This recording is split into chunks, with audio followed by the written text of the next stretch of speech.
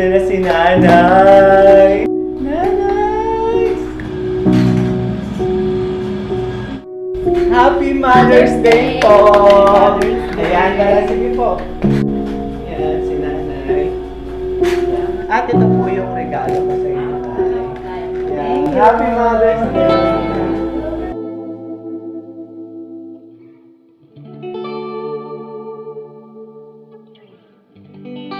Happy Mother's Day! Ayan.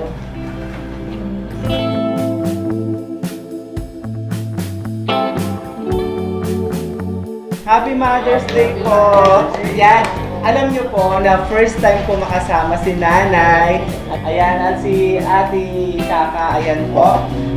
First time po namin magsama-sama at mag-celebrate ng Mother's Day. Kasama po si Nanay. Ayan po, Nay. So, ano po yung nararamdaman niyo ngayon na kasama niyo na po kami, Nay? Masayang masaya ako.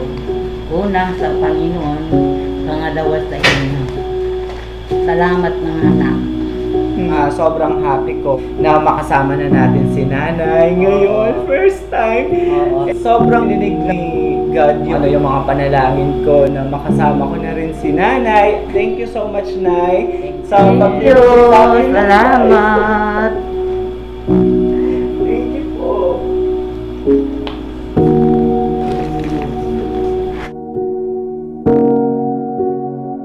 Ano yung wish mo ngayong Mother's Day?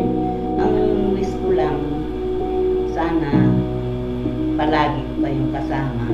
Sana umaba pa yung Mother's Day. Yes. Sana mas umaba pa yung yung more Mother's Day pa na dumating na kasama po namin kayo. Syempre gusto namin yun na kasama po kayo. Ang wish ko po na sana maging healthy po kayo, Nay. And sinabi nga sa akin ni Nanay, binigyan niya nga ako ng Bible nung isang araw. And kasi minsan, yung hindi mo kasi yung parang kapag nagtatrabaho ka, ikaw na yung nag-iisip para sa pamilya mo, hindi mo maiwasan minsan medyo malulungkot ka, na-stress ka, may problema. Pero yun nga, binigyan ako ng Bible ni Nanay. Thank you so much, Nay, kasi sobrang laking bagay na binigyan mo ako ng isang Bible na yun pwede kong basahin every night. Basa ko yung Bible na binigay mo. Thank you so much.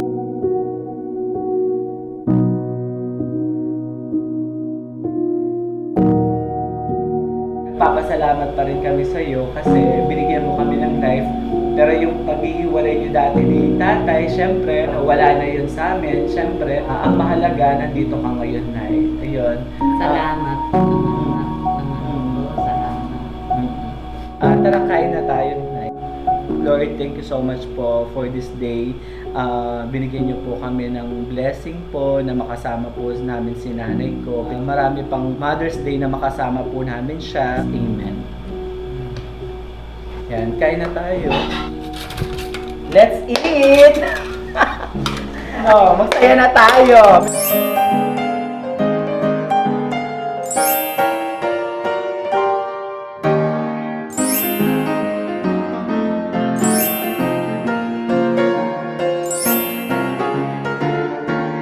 Ano yung mensahe mo kay Tatay?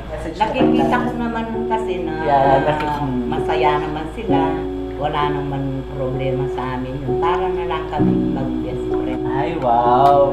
Ayan, parang Tanggap ko na lahat yun. yes, oo po. Ang na-feel ko kay Tatay, masaya siya na nandyan ka, nakasama namin. Yun, kasi magkapit-bahay lang kami ni Tatay, tapos si Nanay. Yun. So, happy ka naman. Happy dahil kasi mga kasama ko na kayo. Yes. Yun lang, yung mga anak ko, nabuo ko naman. Yes. Salamat sa Panginoon. Dinidig niya rin yung panalangin ko gabi na makita ko sila at ang yung mga pagkukulang ko ngayon, siguro naman alam na nila na para ngayon talagang matanda na sila, alam na nila yung pagmamahal ko sa kanila. True. Makikita na nila yun. Yes, habang buhay pa ako. Yes po. And gusto ko sana makita. Buksan mo sana yung yung gift ko sa iyo. Tignan natin kung magugustuhan mo yung gift.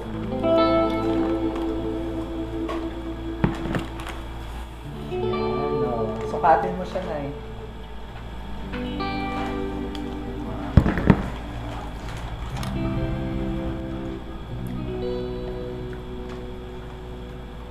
Ayan. Wow, ang ganda. Oh. Thank you. Gusto mo ba siya? At meron siyang, tignan mo pa siya sa loob, meron siyang, yan, may partner siya. Di ba? May pang-alis ka na, nanay. Yan. Pero kahit sa bahay ka lang, pwede mo isuot yan. Parang, Pwede na yan. Pag yes. magsisimba Donyang-donya ka na, Pag nanay. magsimba tayo. Ay, yes po. Yan. Yan. Pag sinira mo daw ganyan, marami yung darating na gift. Ayan. At meron pa yan, ate. Yan. Kahit sa bahay kayo, pwede nyo isuot. Di ba? Perfect. Wish ko para kay nanay yung umaga pa sana yung buhay niya at matagal namin makasama dahil parang ngayon lang namin yung nararanasan yung may nanay kami. Oo. Ganun ang wish ko. Ako naman po ang wish ko kay Lola. Sana maging malusog siya.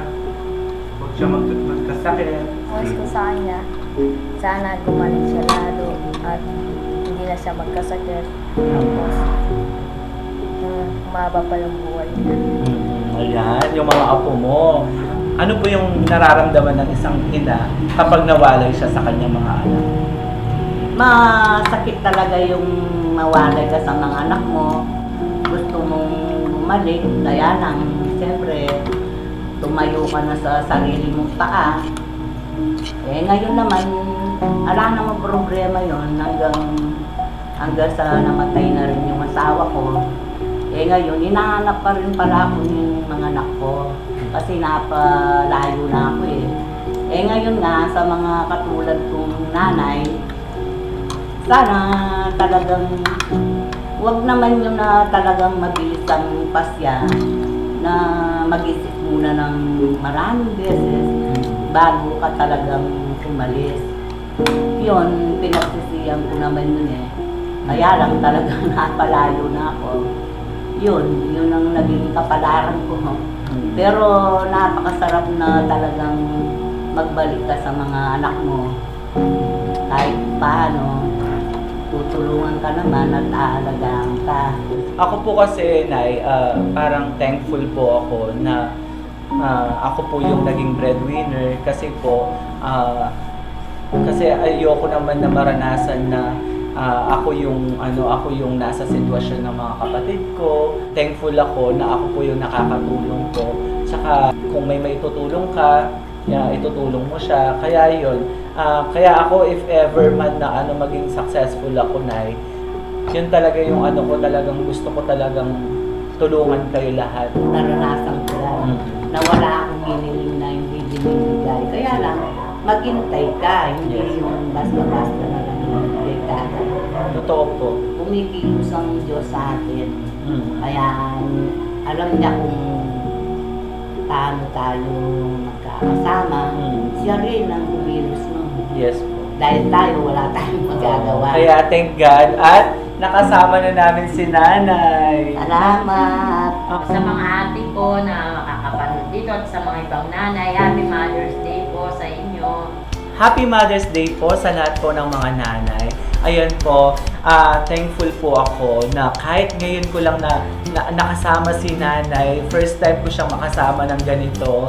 At sobrang saya namin na makasama namin siya. Lahat po ng mga nanay na nagsakripisyo, sumuporta, nagmahal, at nagtaguyod sa kanilang mga anak. Saludo po kami sa inyo. And we love you po kasi isa po kayong mga hero. Mabuhay po kayong lahat.